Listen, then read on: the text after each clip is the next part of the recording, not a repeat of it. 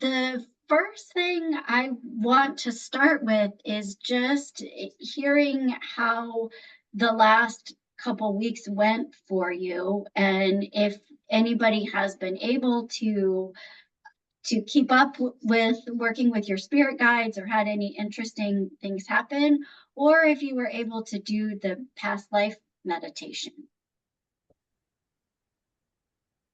Cheryl, you're Yeah, nodding. How was it for you? yeah, I did both. I would have liked to have done more with trying to reach out to spirit guides. Well, I see a more formal setting, meaning just really kind of having a quiet space. I do a lot of driving, so I tend to talk to them, while driving. But yeah, in fact, I did. You have another video too, about calling in spirit guides with the temple.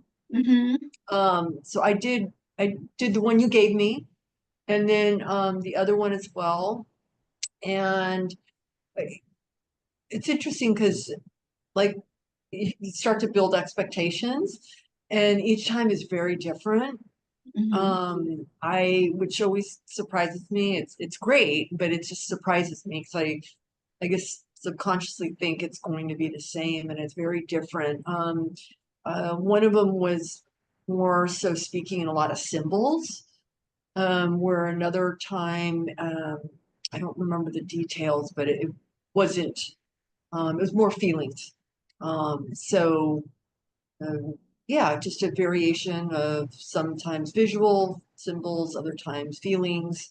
So, um, just good. It keeps me, you know, um, it helps me to kind of blank because then I don't, it helps me to try not to have expectations, which I think is really helpful. Um, and so that kind of uh, transitions into the past life one. Felt like I was a pretty blank sheet going in, and got some images. And interestingly, I many years ago I connected with somebody that had talked to me about past lives, and it correlated with what they had told me. So I don't know if subconsciously I was bringing that up. I don't think I was, because I got specific images that I was like, okay, that resonates, on multiple levels. So that was interesting. And then when you at the end had said, how does, I forget the term you used, but I guess how does it reflect in what is going on with you, in your life currently? And I thought that was really interesting because for me, it was, oh yeah, I love that vast feeling of being outdoors. I'm just so drawn. I don't like being enclosed in buildings. I like to be outside, and the more open it is, the more comfortable I am. And so I had visions of, being in tall, like wheat field grasses, in like an old country farm home, very, very modest. I mean, old, really, I tend to kind of be a minimalist. I don't like a lot of, I like the cleaner the walls, and the cleaner the space, the more home that feels to me. And this home, when walking through it, was like that. It was just really sheltered. So it was interesting. I felt like, oh yeah, that totally clicked.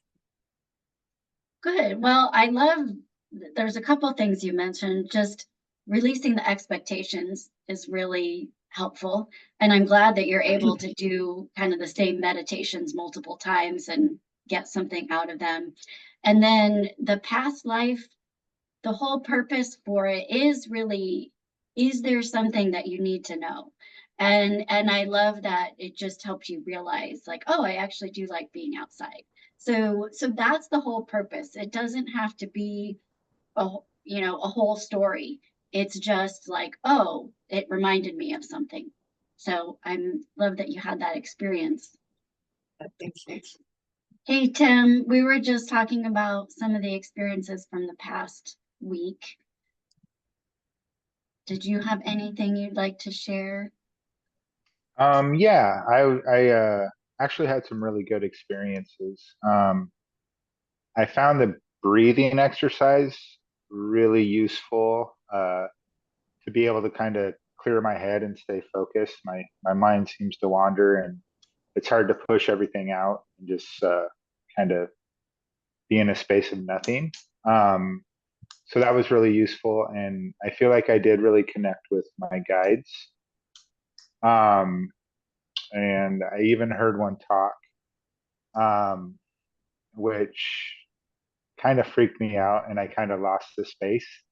Um, but it was really cool, like kind of shivers and stuff like that. So that was really neat. Um, and your past life meditation that you sent to us, that was really neat. I saw. Um, I don't know how much of like my past life saw, like in the sense of me being there, but I saw like kind of medieval cobblestone streets and kind of primitive castles and stuff like that. So I'm hoping to go back there and kind of be able to explore that a little bit more. Awesome. Yeah. Brenda? Yeah, so I've done the meditation and connected with spirit guides. One person that keeps coming through over and over and over again is my brother. And he was the person that came through when we did the call 2 weeks ago. And we have a few things going on in our family right now. So I think it's interesting with his messages that I keep getting. And just kind of reassurance that everything's going to be fine, which I'm like, okay, great. Um, in terms of other spirit guides, kind of this push, because as you know, I'm wandering around aimlessly trying to decide what I'm doing when I become an adult. And all of my um, conversations keep coming back to I need to continue to pursue this. I went to a little shop in Kalispell to get a birthday gift because I thought I have a friend who's retiring. And I thought, oh, I'm going to get her, a really fun crystal and some sage, just to like start a new path in her life. And I had asked the lady if she had these certain oracle cards, and she's like, no. She's like, but if you wait a minute, I'll be right back. And I thought, okay. She came back and she had a different deck from the same person. It's what's her name? Cheryl Cheryl Lee Harnish. So anyway, she gave me a totally different deck of oracle cards than what I originally had asked for. And again, the very first card I pulled was a whole conversation about continuing down this road. Um, a couple times I've asked my spirit guides in the past for a sign or a symbol, that they're with me. And I see things, and when you see feathers, you're like, oh yeah, but I live in a place where there's birds everywhere. So I'm like, I don't really know about that. But I have noticed lately there's just feathers everywhere. And I'm like, that's kind of interesting. So I think the whole spirit guide piece is going really well. I did have a chance to do one session about my past lives. And the first place that came up for a past life was New York City. And I've always loved New York City. Every time I've went, I thought it was so much fun. Other people are like, oh, New Yorkers are so rude. I'm like, I think they're great. So I had that. And then I had a whole vision of pyramid times and, an Eastern kind of culture, which they were both, it seemed like my mission was the same at both of them, but it was a very different outcome in terms of how I handled it and just how it felt. But it seems like in both of those lives, I kind of had the same goal or the same mission. And I didn't really get it done the first time. New York was much better. So yeah, it's just really been interesting how things are kind of continuing to point in the same direction. Mm-hmm. That's awesome. Hugh or Jane, do you want to share anything? You don't have to. Okay, I'm unmuted, so I've Okay. committed. I, oh, so much. Wow, like what you all are sharing is really amazing and cool. And I think there was one point in one of your meditations, Denise, maybe it was the past lives one, where you talk about, you mentioned getting too much into our heads, right? Like what is on my mind dictating, a little too much, like butting at a little too much butting in of that. And I think that is really like I'm very aware of that. And so much of what I'm experiencing, I'm like, oh, I feel like that's maybe my head. Does that make sense? Yeah. And also, and in like in sort of consistent with that, I before we met last, I'm gonna say like kind of, based inspired by conversations you and I have had with Tika.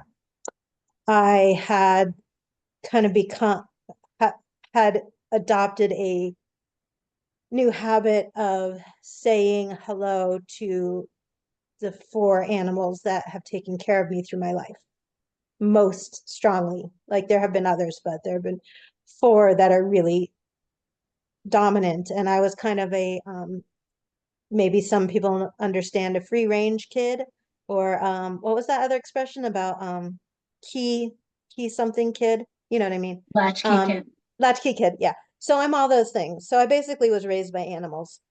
My point is that I'm already like talking to these 4 furry creatures every day. So when I think about, and I have one right behind my head moving around, yeah. Um, so it's hard, like my head is getting involved. I'm afraid because when I think about my spirit guides, it's hard for me not to immediately latch onto those 4 friends. And so I don't know. So I'm really grappling with what is what's happening, what is real, what's my, habit or my brain wanting it to be them, that kind of thing. Um, ah, and so, I feel a little confused, I guess is probably the best word. I did obviously I did the past life meditation, and I did have an experience, but of course, like the whole time I'm like, is this just me writing a story? Mhm. Right? Is this really, am I really getting this from my past life, or is this me just writing a story? Oh, my brain is just so involved. But it was an interesting story, um, it's so interesting hearing what you all, like medieval castles or, Eastern places and New York City, like mine was totally different from that. So, and I even like in the meditation, you mentioned something like, are there roads? Are there cars? Are there buggies? Are there cities? And I was just like, whoa, no, like no cities, no, no. So that was sort of like almost startling. Like I couldn't even imagine being a city. Like I couldn't even make, like my head couldn't even make it be a city. Does that make sense? Yeah. Yeah. It, So I did have a whole, kind of life and person in, in that experience. But the whole time I'm sort of questioning myself. right. And so I just want to touch on that a little bit, if that's all right with you. Um, it's okay if your head is involved. So you don't have to try and turn it off or make it stop, or because there isn't a way to prove that it's that it's your intuition. But I would argue that some of those things are coming from somewhere else. And that's the question, is maybe it's in your head, but it's also because there's a memory there, or there's an intuitive sign there that is giving that to you. And so I'm wondering, or thinking, whether you can challenge yourself to allow it to be your intuition, and just allow that, even though you can't really tell where it's coming from. Just allow it to come in anyway. And I love the idea of conscious allowing, of like, I'm aware that I have questions, or I'm aware that I don't know where it's coming from, but I'm going to allow it to come in anyway. And then you take what resonates with you and leave the rest. So some of it you might say, well, like with the spirit guides showing up, if it's your past animals and you want them to be there, that's why.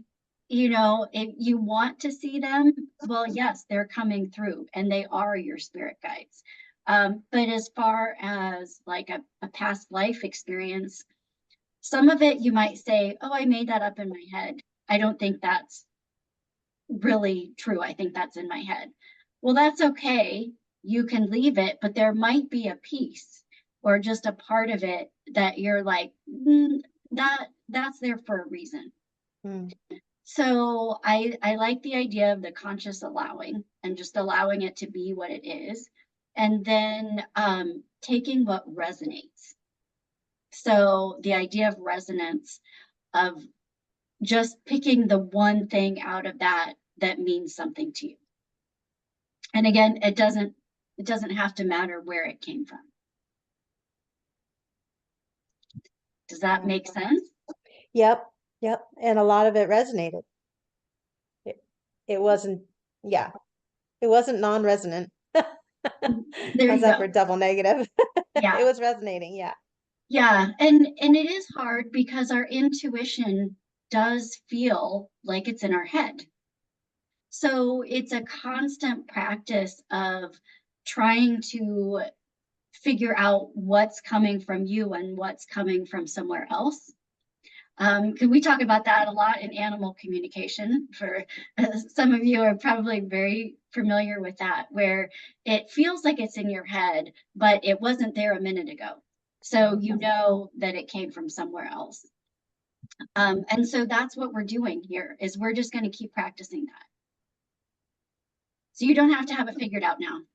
Okay. Thank you. Yeah.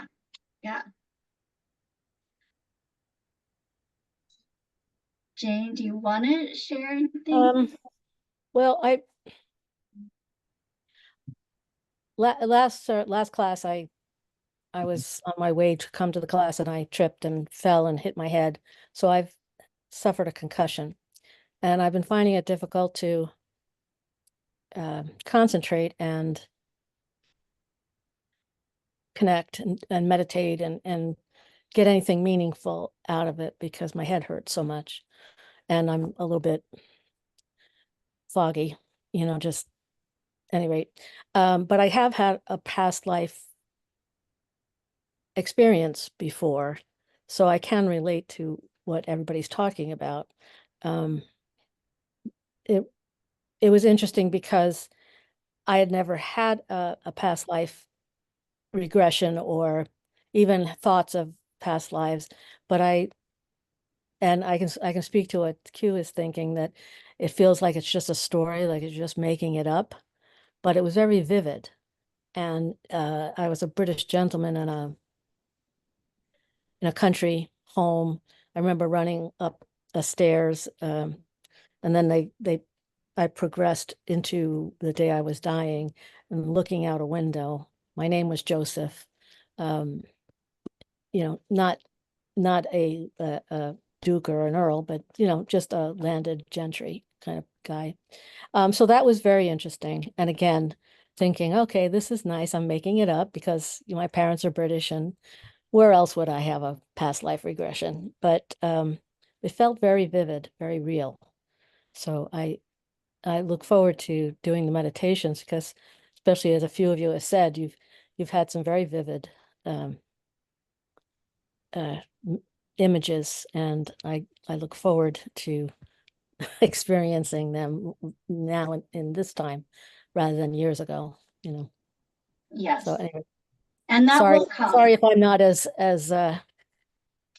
animated as I would normally be. Well, I just thank you for being here.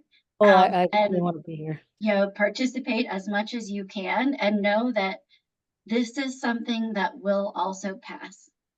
The Yeah. headaches and the pain that you're in, it's all temporary. I know that doesn't necessarily help when you're in it, but Yeah, it just makes it difficult for doing any kind of meaningful connection, like animal communicating and things like that, because I just can't get there.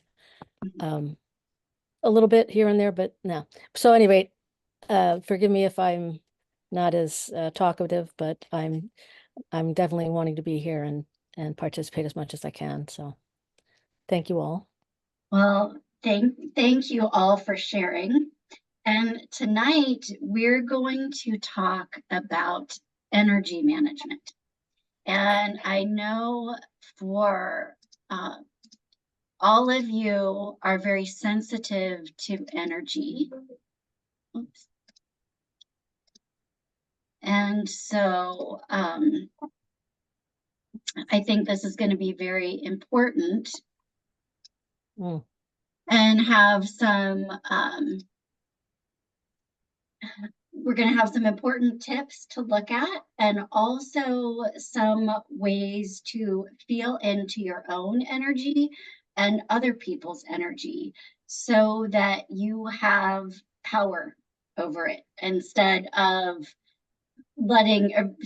just constantly reacting to whatever energy is coming at you. So we're going to talk first about being an empath, and then we're talking about chakras, auras, and cords. And feel free to speak up if you have any questions while we're going. I may not see hands, but don't worry about interrupting me.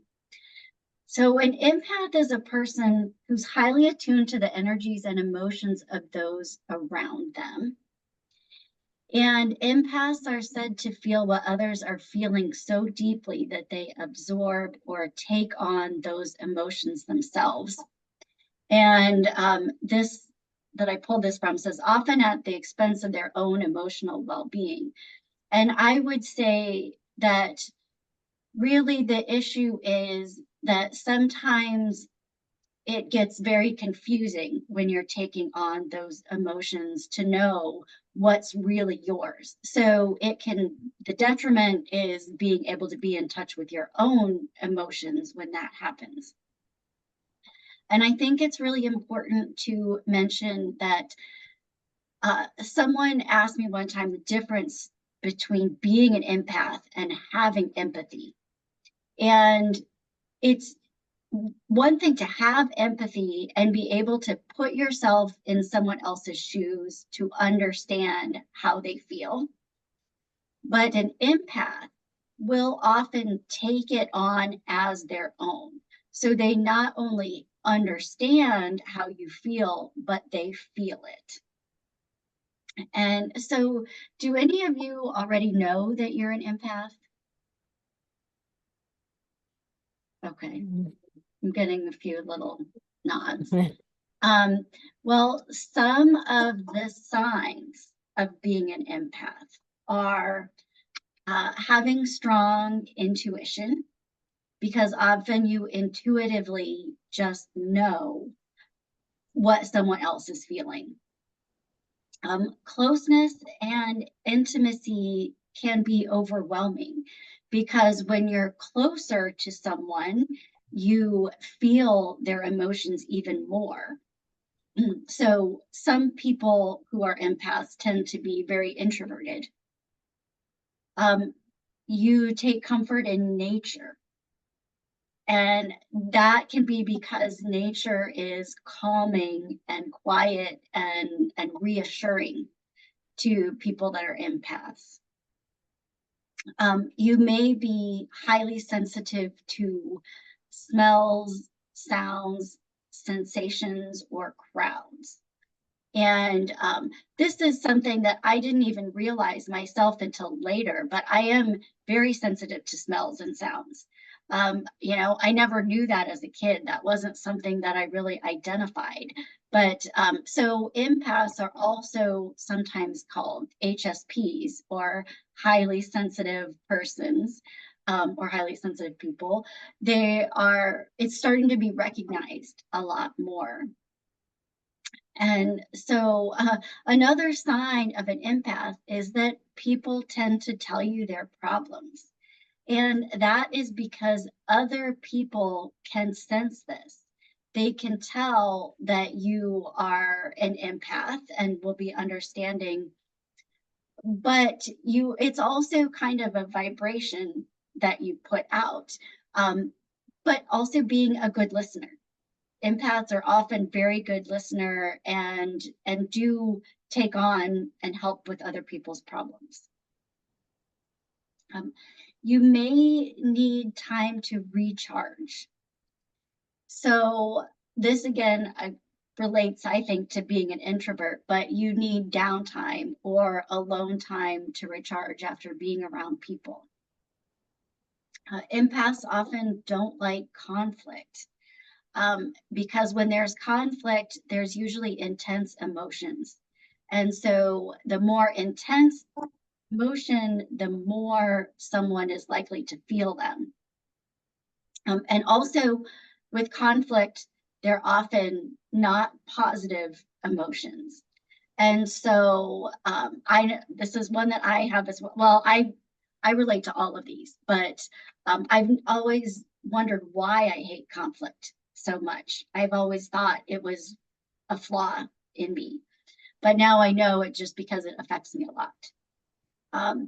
Empaths often don't feel like they fit in, and there can be multiple reasons for this. One thing is that sometimes it doesn't make sense how sensitive we are.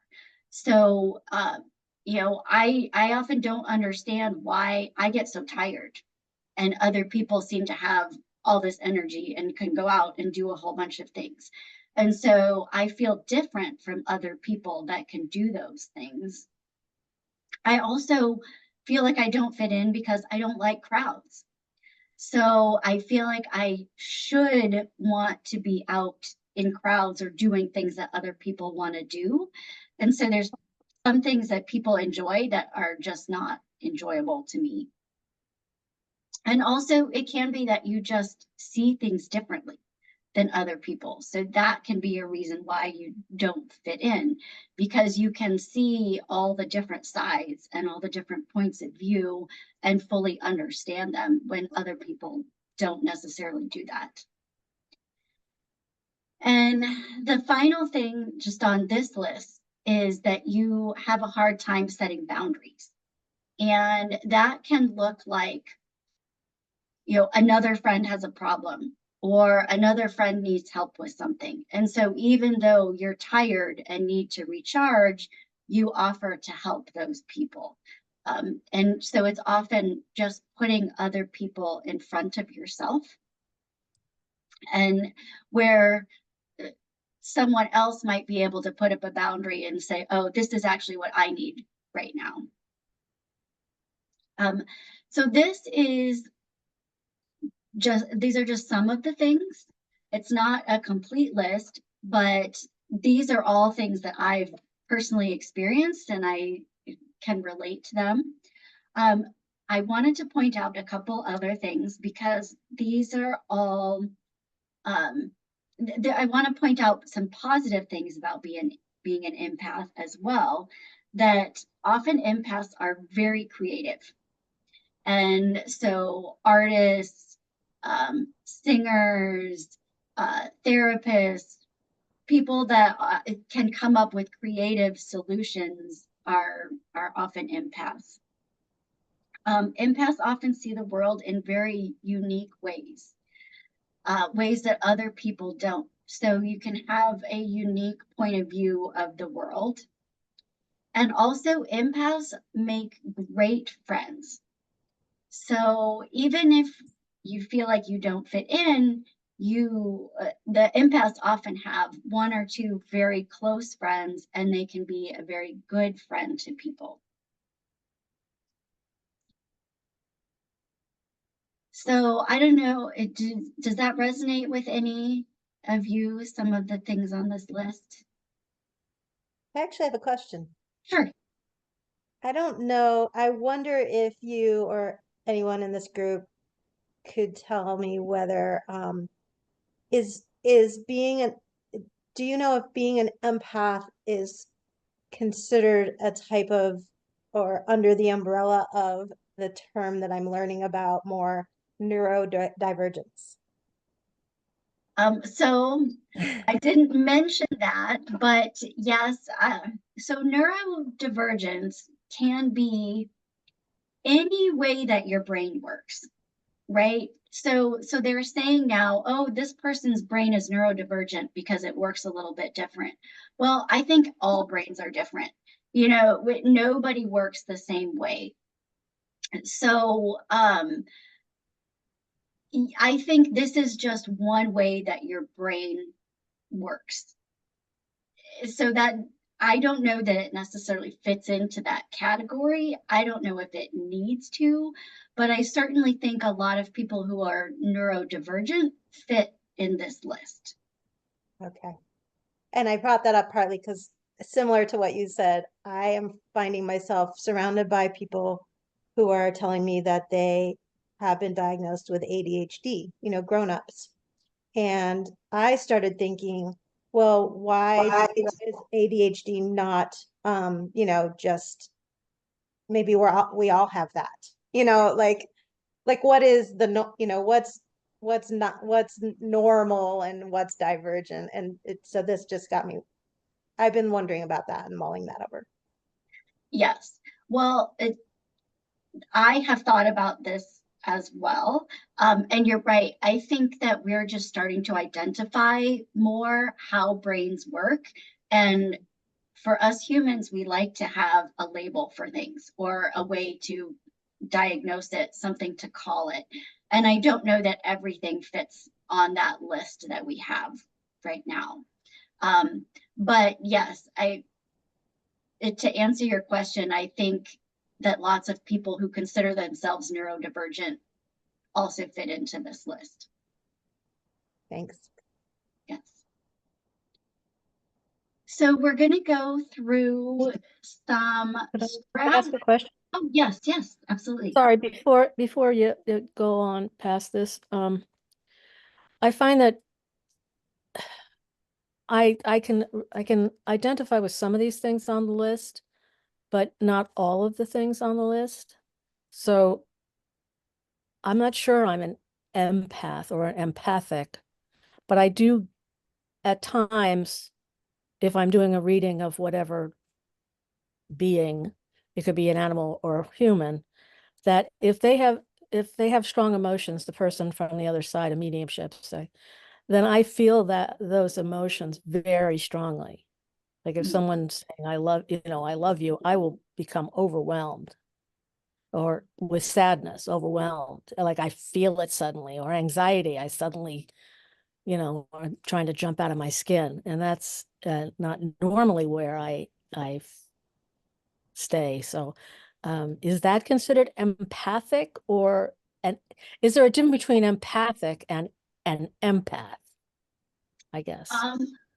So I think that you are an empath because you have the ability to do that, to feel Yeah. those feelings very intensely. Yeah. But Okay. you may not carry that all the time, right? So it may be that you are just empathic at some times. So I guess It's the because I don't have answer. empathy. What?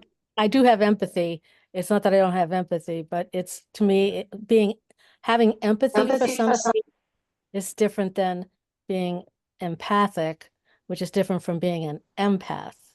And I think I Mhm. have many of the attributes of being an empath, but it's because I've allowed them to come through now, as opposed Mhm. to having stifled them as a A-type left brain analyst, kind of thing. Mhm. So I wonder how many people actually are an empath or empathic. I think many more than we allow. That's true. There may be a lot of people that are able to set up those boundaries. That maybe you are an empath, but you can have really good boundaries so it doesn't affect you too much. Right. So that it's kind of like you have more control of it. You can kind of turn it on and off. Yeah. And so the question, I guess, would be how much it affects you. And for me, I realized that I was carrying a lot of other people's energy. And that's where I would say it makes a difference whether you're an empath or not, is are you affected by other people's energy? Right. Thank you. Mhm. So that moves me into the next piece where I guess regardless of whether you're an empath or not, these are strategies that you can use to help manage your own issues. Manage your own energy so that you're not holding on to other people's energy. And so the first one is to always ask, is this mine or someone else's? And this was a life changer for me because so much of the time I would be feeling something and I had no idea why. I just thought I was a constantly stressed, anxious, emotional person who couldn't function. And it really turned out that I was just around a lot of different people and I was carrying everything. So once you know that it's someone else's, you can send it back to them. And that gave me so much freedom to be able to do that. So, kind of skipping down to the third one on the list, if you realize that you're holding on to something that's not yours, you can always send it back to where it came from with love. And that's what I like to do. So that tells me I don't have to know whose it is or where it came from. All I have to know is that it's not mine, or it's not mine to carry, or I don't need to carry it. So just those two things alone made a huge difference in my life. Another thing is working on healing your own issues. So that can be things like going to therapy, or doing energy healing, like doing tapping on yourself, anything that comes up for you is going to be magnified by other people's emotions or energy. So an issue, or one of the things that I was looking at as an example was someone who maybe didn't grow up with their father. So they might have feelings or issues around fathers. If you're around other people who also have that, it's going to be intensified. So you'll feel your own issue and you'll feel their feelings, and it can be super intense. So the more that you deal with healing your own things, the less other people's issues will affect you. A couple other things you can do are limiting interaction or physical contact. And for instance, there may be someone that you come in contact with that you're like, oh, they've got a bad vibe, or I don't really like their energy. And it's okay to limit your interaction with them, or say don't shake their hand, or don't give someone a hug if you really don't want to, because we're allowing that energy into our own space. Detox using water. I mentioned this in one of my other daily spiritual habits. Water is so healing. And so when you take a shower, you can you think about the energy that is cleansing from you, other people's energy. After I do readings, I wash my hands, and I will actually say clear, clear, clear, to clear the other energy so that I'm not carrying it with me. Setting limits can be really helpful. So learn to say no and get comfortable with setting your own boundaries, or asking for what you need, which sometimes means saying no to taking care of other people. We're going to talk today about cutting cords. So you can cut cords with anyone. It doesn't have to be someone that you have a strong tie to. It can be anyone in your life that feels like they're bringing you down. And then just a couple of basic things that I think for anyone kind of doing spiritual work, it can be helpful to plan alone time, which can also be time where you can meditate or do some of these practices. Get plenty of sleep. Sleep can help, if you're well rested, it helps bring out your intuition and helps you to be more open. And then taking breaks from being online. I think we all forget how much that can affect us until we kind of get sucked in and realize it. But there's the little pieces that are constantly taking energy and draining you from being online and things that we read. So does anybody have any questions about those? Denise, I would add, I remember after a couple of our first readings with animals, and I would just cry. And then I had to touch base with you and said, I'm not sensitive normally about things except for the news, which now I know, like, I cannot read anything in the news about the hurricane and what's going on. And I cannot do anything with anything in the Middle East, because immediately I am just emotional and a mess. But I remember you told me to ask my spirit guides to help me and, help set boundaries.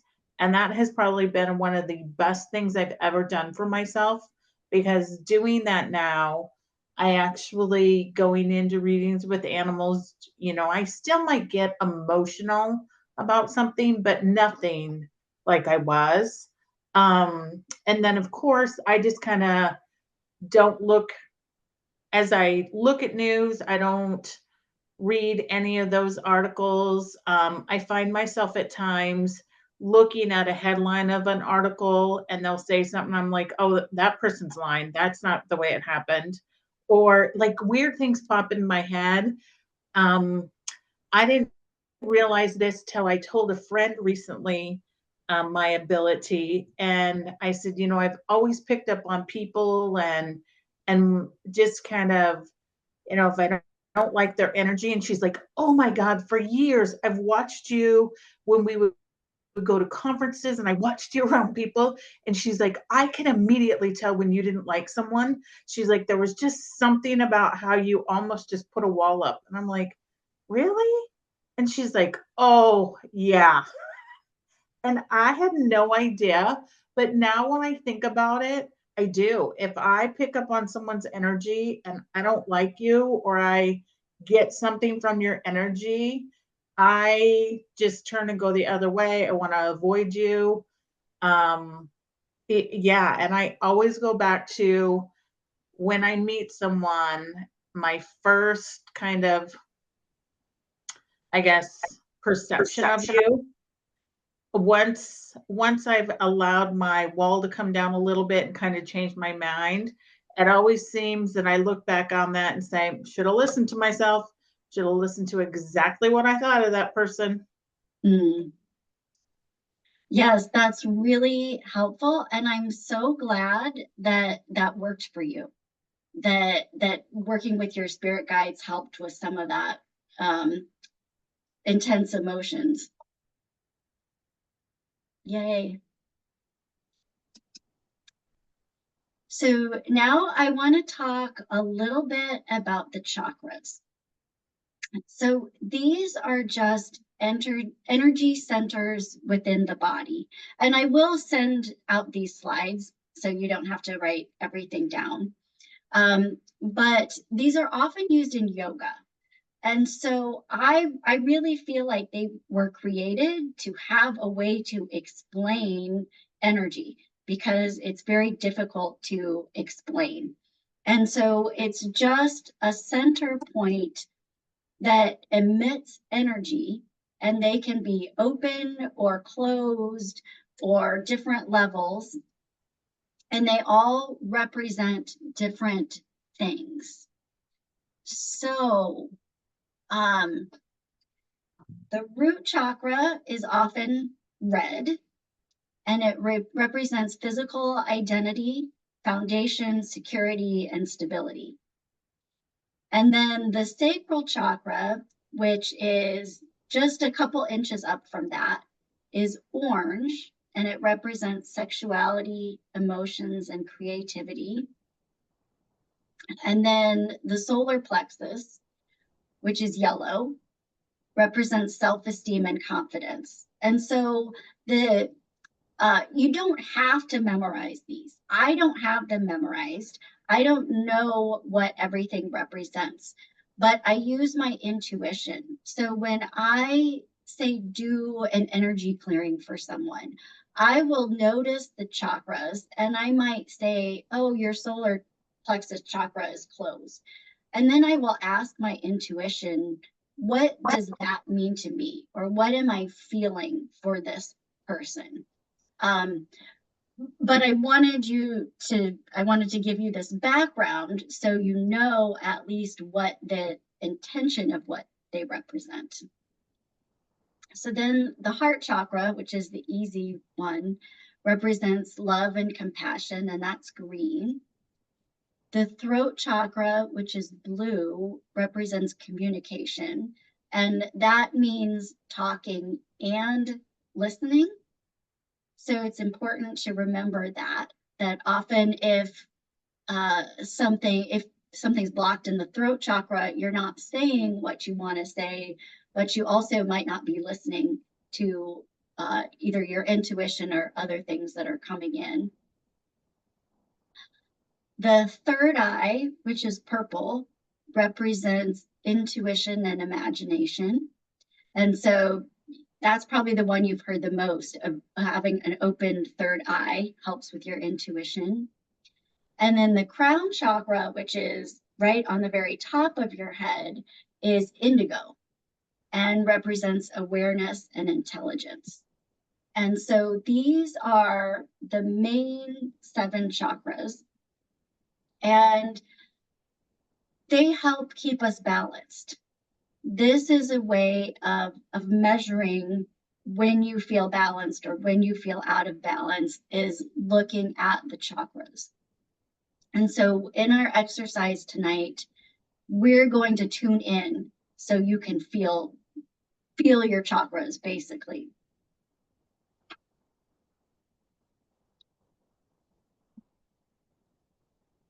Are there any questions about the chakras? I know that's this is very, very basic, but just having an understanding of what they are there to represent.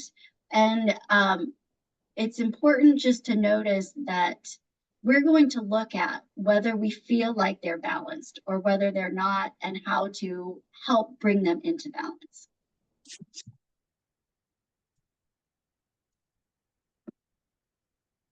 And then I couldn't find a good picture of an aura. So this is kind of what I came up with. But so the chakras are the energy centers within the body, And the aura is our electromagnetic field that comes out of our body. So you can think of the aura as being about arm's width length on all sides of you. So to each side, above and below and behind you.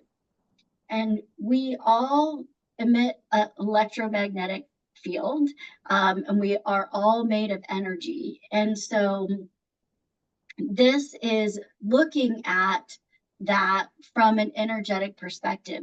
What can you see or intuit about your own aura or someone else's? And often our auras, they can have holes. So we want to have a strong aura. They can have holes or dents. They can be kind of missing. Sometimes you'll have an aura on one side, but not on the other side. And this is, again, the biggest representation is just that would mean you're out of balance. They're now saying they have instruments that can measure the electromagnetic field even farther out than we're aware. But what we're looking at is just the energy that's right around our body.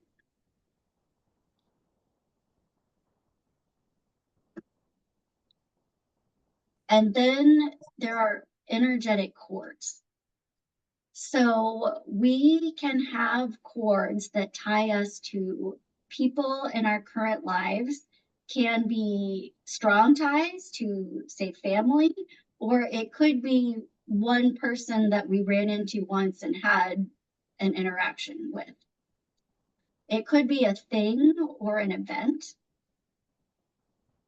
There could be cords to past lives, things that have not been healed or that we've carried with us, or people or events from those past lives.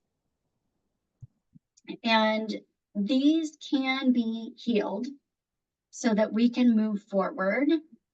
And I'm gonna stop sharing right now and talk a little bit about how we can actually work on these or heal them. And so tonight, when we look at your chakras and your auras, we're going to work on strengthening them. And the way that we do this is with thought and intention. So if, say, your aura is all in front of you, I'm going to tell you, imagine your aura filling in behind you. And so that's how we do that. And you are actually, by setting the intention, telling your aura what to do and showing it, you are making that change. And this was something that was a little hard to wrap my head around, because I started learning how to do healings. And then at some point I went back later and was like, wait, what am I actually doing?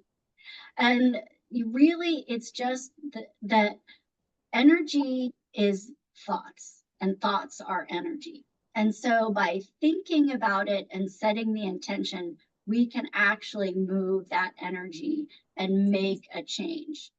And so I like to think that we all heal ourselves.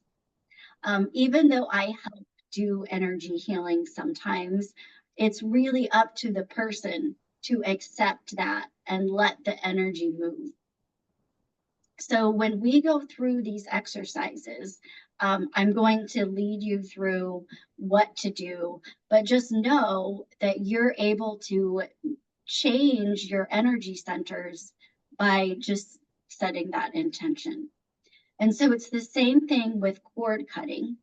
You can use your imagination.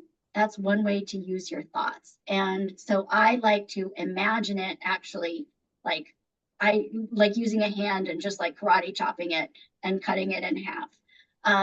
But if you're not a visual person or like to use your imagination, you can just know that it's cut you can use your clear cognizance, just the intention alone, or you can have a sound. If there's a sound you want to incorporate, that this is the sound of me cutting the cord. Whatever clair you like to use, I suggest that you call in for that. So visualization is what I usually use for doing energy healings.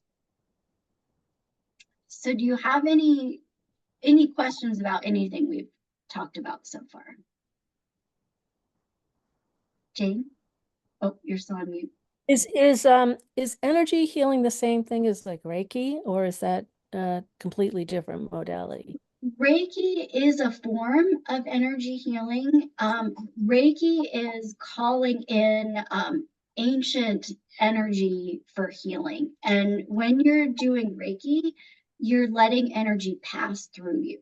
So it's like calling in energy from above, letting it go through you into the person that you're healing. So I honestly believe that anyone can do Reiki. It's about when you're doing that, usually you want to put your hands near someone or send it distance, like distance wise. Yes. So I'm also certified in Reiki. And when you do that, they give you something that's called an attunement. And so that's their way of saying they've kind of given you the ability to do this. I don't believe you need anything formal.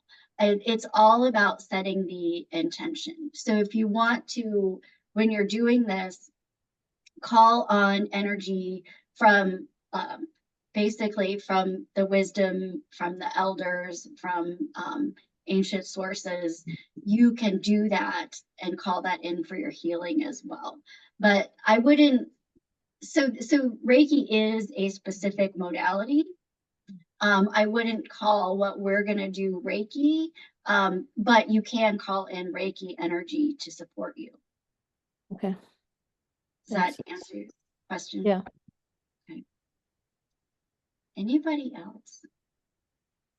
So I'm going to walk you through an exercise that's going, it's also a meditation, but we're going to go through the whole process together. So all you have to do is listen to my voice. And this exercise, we're going to look at your physical body, your emotional body, and then the energetic body. So if you, and you're welcome to turn off your camera if you want for this, it's totally up to you. But it is time to get comfortable and start to become present, and close your eyes if you'd like. And start taking some deep breaths. 3 deep breaths gives your body the signal that it's time to calm and relax.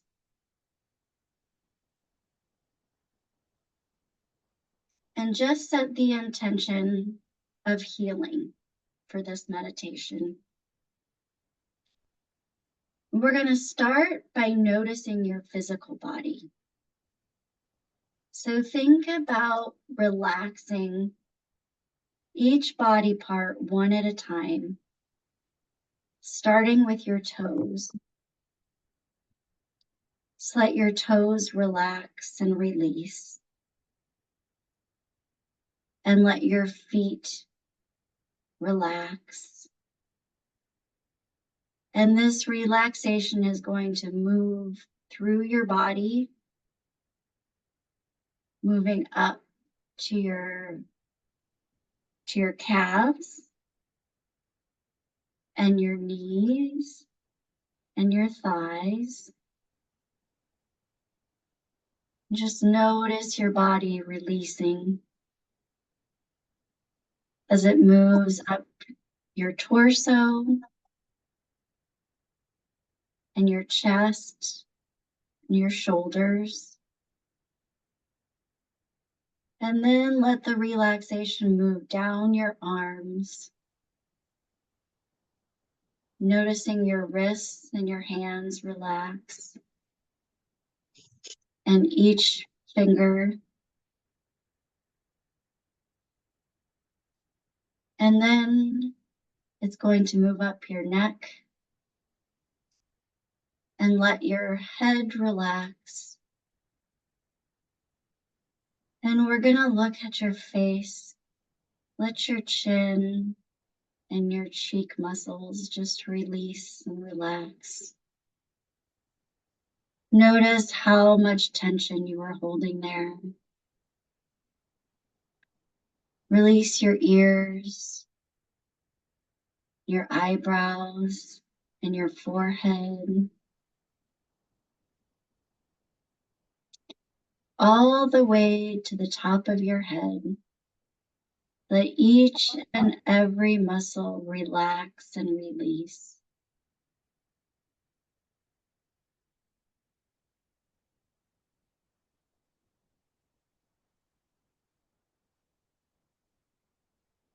And now we're going to look at your emotional body. So think about happiness. And notice, where do you feel that? Is it in part of your body or outside of it or in your mind?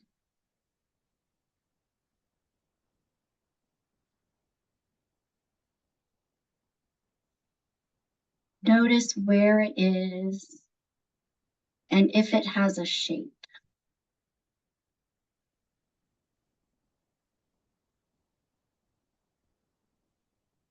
And next, we're going to imagine sadness. If you feel sadness, where does it show up for you?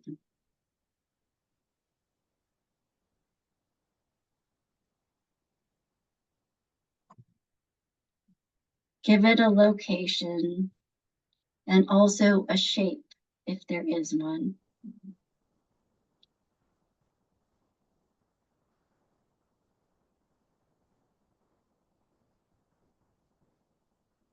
And finally, anger. If you feel anger, where does it show up?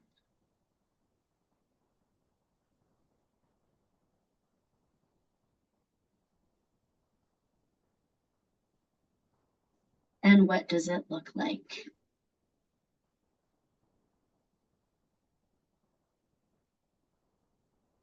Now I want you to create a grounding cord and notice whether it's big or small. And we're going to send these emotions that we just felt down the grounding cord to release into the center of the earth and call in peace and calm.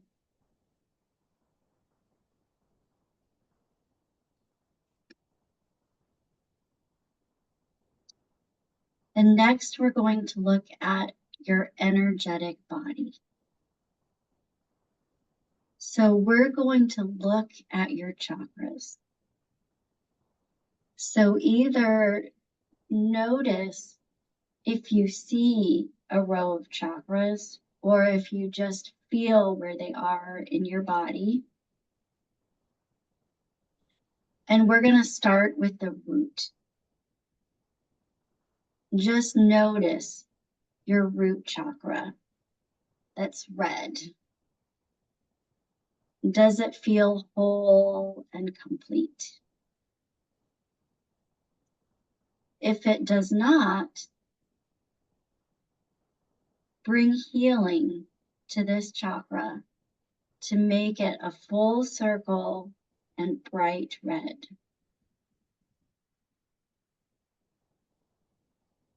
And next, we're going to look at the sacral chakra, which is orange. It's just a few inches up from your root. And notice if it feels similar to your root chakra.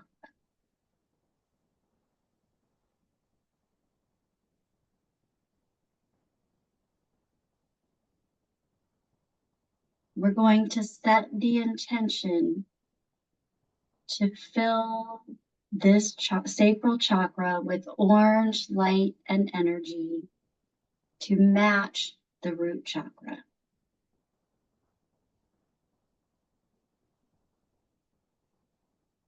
Next, we're going to look at the solar plexus in the middle of your torso, and it is yellow.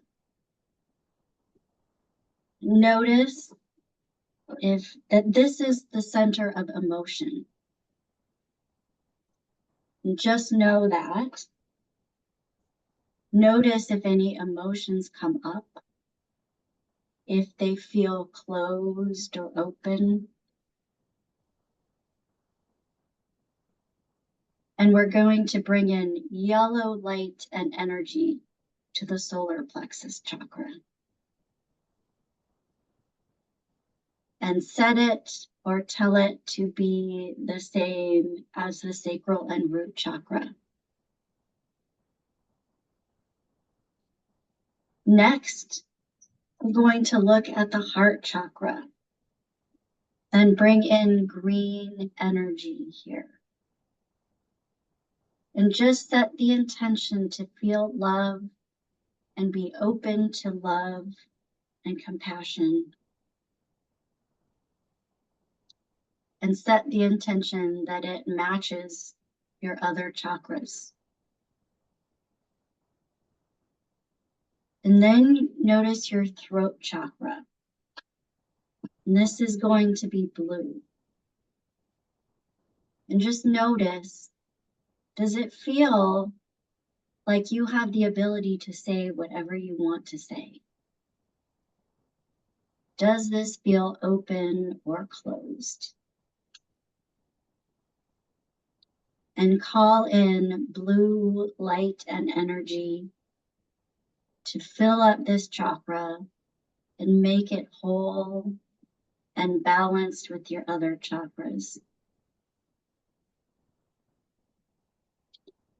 And now the third eye, set your intention on your forehead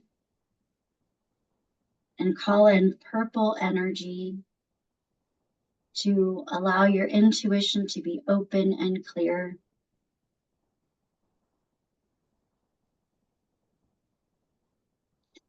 And also make it balanced with your other chakras. And then notice your crown chakra. So set your attention at the top of your head and notice how it feels, whether it's open or closed or needs additional healing. But bring in indigo light and allow this chakra to be open and balanced. And now we're just going to ask the chakras to line up, knowing that all of your chakras are in line, they're balanced and open and full of healing light.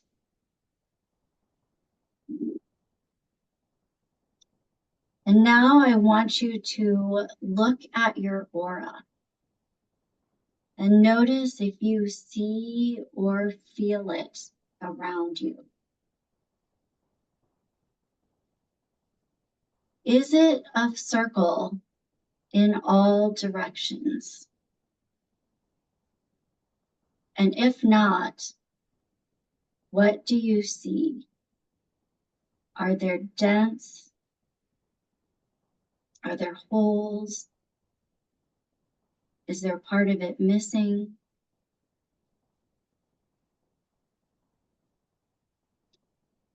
Notice what it looks like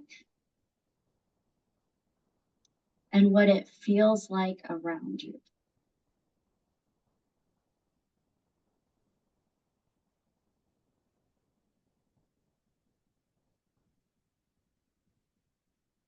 And then we're going to set the intention for your aura to be strong and solid. So imagine moving it. Wherever there's dents, they just go away and it becomes a smooth circle surrounding you. And make sure there's energy to fill it up in all directions. So above and below you, in front and behind, especially making sure that it fills behind you in all directions. We know now that you have a strong aura and we're asking for it to be unbreakable. That only goodness and love are allowed inside. And now I want you to look for cords. And notice, do you see any cords coming out from the front of your body or from the back?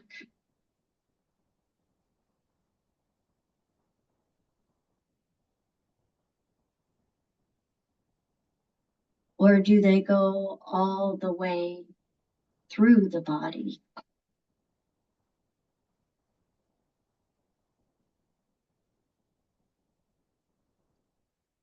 Just notice where you see these cords. Are they attached to any chakras? Or a specific part of the body?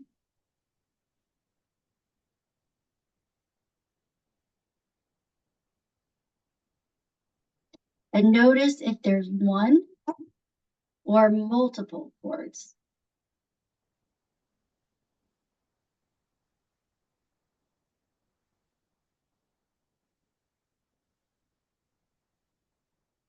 And choose one of these cords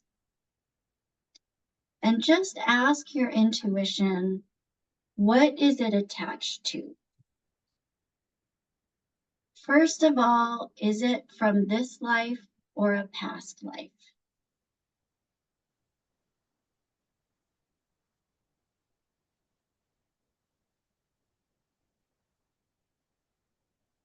And then ask if it is connected to a person or an event.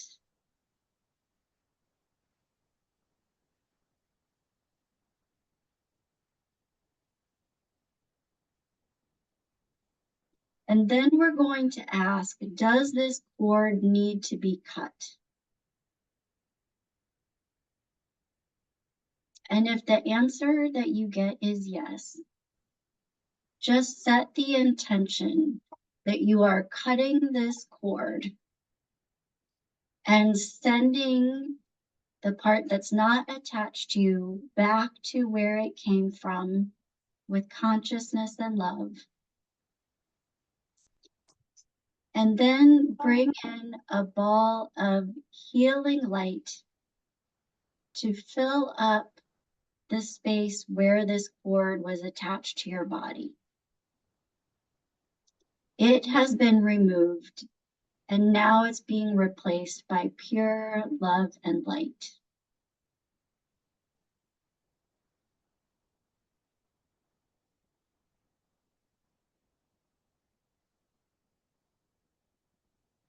And then we're just going to release anything remaining, any energy from that cord down your grounding cord, so that this cord of energy can be healed and the relationship or event can be healed.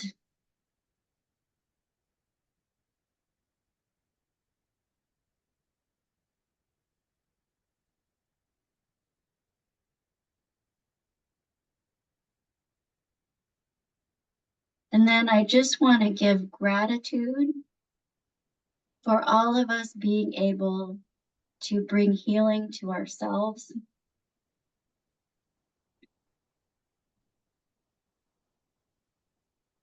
And then when you're ready, you can come back to the room that you're in. Bring your awareness back to the present time. Start to wiggle your fingers and toes. Come back to the present moment.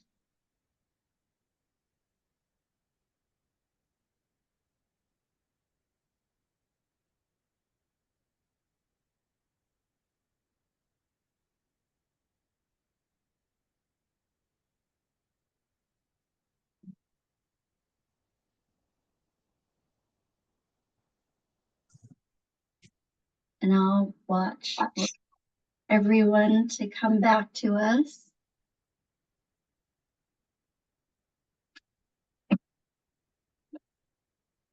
So I'm just going to ask for kind of a thumbs up right now. Were you able to see anything, to like notice your chakras and your aura and your cords? Yeah. Yes. It, kind of. Anybody that didn't get anything? Okay, that's very positive then, because the goal is for us just to start to recognize our own energy centers and be able to be aware of them. But we're going to do another exercise. So before we talk more about that, I am going to pair you up and have you just look at your partner to see if you can tune in to their chakras and aura. So this is just using your intuition to see what you notice about another person. Now that you've identified your own, just to notice the difference. So I'm going to pair you up and give you each just probably like 3 minutes. And you can say something if you want. You can tell them, you know, your chakras, this chakra is sticking out or this one seems closed, but you don't have to. And so do you have any questions about that? Can Yes. we, so when we do it, can we both do it at the same time, or do we need to take turns, like a minute and a half for each? Well, I guess I'll take a vote. We can do it at the same time. Would you rather do that so you don't have to feel like you need to talk while you're doing it? I was just curious. I didn't know if it's better, you know, to, okay, you go first, I'll go second, or okay, ready, we'll both go. I didn't know if it makes a difference. I was gonna have you do it one at a time. Okay. Does anybody have a preference? No. Okay. And Jane, if you can just stay in the room with me. I'm not going to send you to a breakout room. So let me get these set up.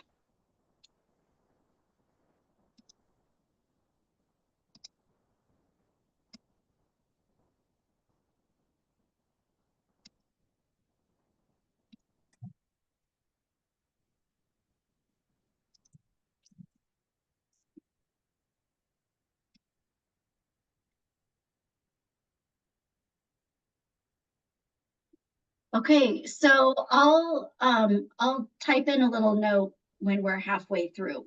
But all you have to do is just tune in and see what you notice.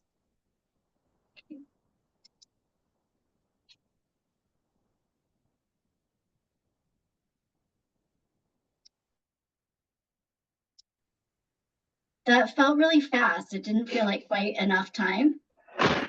So I'm sorry, after I sent that out, I was like, oh, but I don't want to keep you too long either. I know that we can maybe make time to do that exercise again next week. So your homework, though, between now and next time is to check in with your own energy centers and notice if you feel balanced or out of whack, or if you can tell where your aura is. And then also to start noticing people that you're around. You can practice this with random people that you see and just notice, like Brenda was saying, how do you feel about their energy?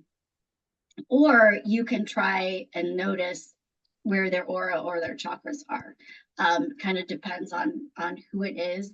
And this is just to start to understand the difference between your energy and other people's. It's not, I don't feel like this is something where you need permission to read the other person, because what you're really doing is feeling, how does their energy feel to you? Does that make sense? Yeah. So if anybody wants to stay and talk about your experience, I will be here. But we are at the 5:30 here mark. So if you need to get going, that's good too. But I'm here. Does anybody have any questions or anything that you want to talk about? Well, that was the first time I've done that. So I started to give Q some thoughts on what I thought I felt or saw, but I kind of like to find out if it's what she saw with herself, or if I just have no idea what I'm doing here. Yeah. Well, and they might not be exactly the same. Okay. Right? Because you're reading your feeling of her energy. But Q, do you have a few minutes? I can put you back in the room and you can talk a little bit. Sure. Is that okay with you? Yes, I have my- kitties who want to be fed, but I have like 10 minutes. Okay. Thanks. And Tim and Cheryl, did you feel like you were complete, or do you need more You time? know, if Tim's okay, just for a couple of minutes, if we could get back in the room, because we didn't get to share. He just had started to share. So Okay. if Tim's got, because I need to go too, but a couple of minutes would be great. Okay. Yeah. So Yeah, I'm that'd gonna be put great. you, great. Yay. I'm glad that you are enjoying this. So I will put you back in the rooms, and you can either, when you go to leave, I think it will say just leave meeting. So you can either, like, when you have to go, you can just leave the meeting entirely, or I will be here for a few, I'll wait until everybody's left. So if you want to come back to the main room, you can. But otherwise, I'll be emailing you, and please know that I'm here if you need anything. Great. Thanks, Denise. Thank you. Thank you.